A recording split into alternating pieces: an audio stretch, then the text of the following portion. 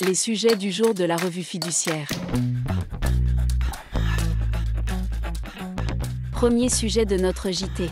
Contestation de l'inscription d'un AT-MP au compte de l'employeur.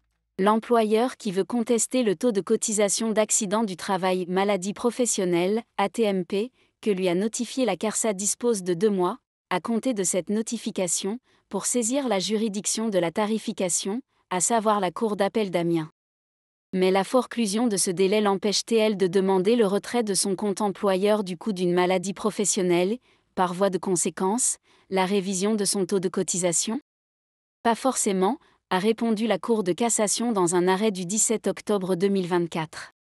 Pour la haute juridiction, le délai de forclusion de 2 mois ne peut pas être opposé à l'employeur qui, sans attendre la notification du taux de la cotisation AT-MP, demande le retrait de son compte employeur du coût d'une maladie professionnelle ou l'inscription de cette maladie sur le compte spécial mutualisé entre tous les employeurs.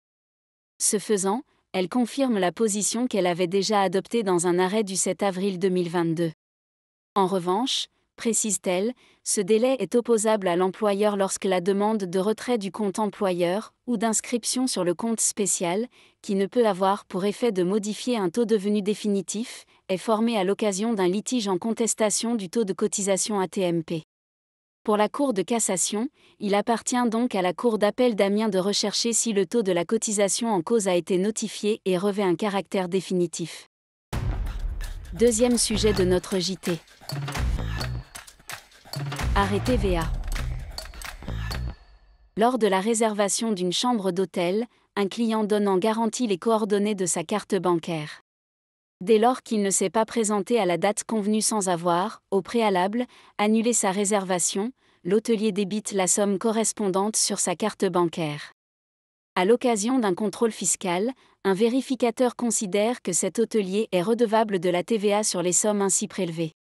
Cette position vient d'être confirmée par le Conseil d'État. Les sommes ainsi perçues sont taxables à la TVA en ce qu'elles constituent la contrepartie d'une prestation d'hébergement dont le client est en mesure de bénéficier, qu'il en ait fait usage ou non. Le Conseil d'État précise, toutefois, qu'il en serait différemment si le client avait fait usage de la faculté de dédit qui lui est offerte. Les sommes conservées par l'hôtelier peuvent, alors, être considérées comme des indemnités forfaitaires de résiliation non imposables à la TVA. Troisième sujet de notre JT. Projet de loi de simplification de la vie économique adopté par le Sénat. Alors que la dissolution de l'Assemblée nationale avait suspendu l'adoption par le Sénat du nouveau projet de loi de simplification de la vie économique déposé le 24 avril dernier, celle-ci est intervenue le 22 octobre 2024. Pour rappel, ce projet de loi prévoit de simplifier les obligations des entreprises en réduisant certaines de leurs charges administratives ainsi qu'en allégeant certaines de leurs obligations.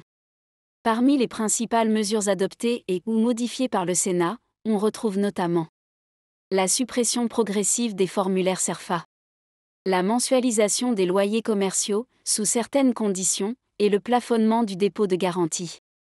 La possibilité, pour les TPE-PME, de résilier à tout moment leur assurance professionnelle après le premier anniversaire du contrat. La suppression du délai d'information préalable des salariés en cas de cession d'entreprise ainsi que l'amende y afférente.